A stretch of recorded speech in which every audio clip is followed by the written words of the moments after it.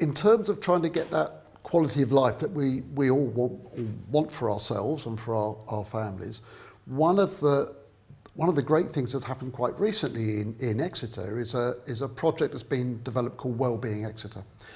And really for the first time, we found a way of GPs being able to refer really easily into the voluntary sector to get support for their clients, non-clinical support. For too long, it's been a bit of a nightmare for GPs to know where to go. It's a very it's a confusing picture out there. There are loads of different organisations doing loads of different things.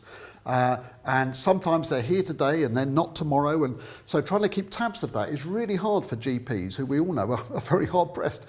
So what they can do now is make a simple referral into the voluntary sector, which gets picked up with the agreement of the patient, obviously, or with the individual, and then we can take it from there and see what it is that would make life better for them and connect them into a whole load of different activities.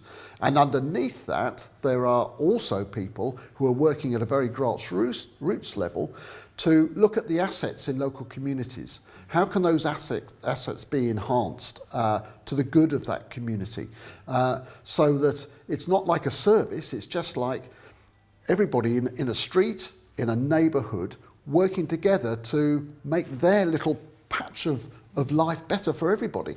And if we can get those kind of things right, even though we're all struggling with austerity and there's not enough money in the system, we know, the fact is care is in crisis. There's a big issue about how much money goes into health and social care. We know that. But also there are opportunities to do things at a neighbourhood level that can make things a lot better for people. And we need to grasp that opportunity as well.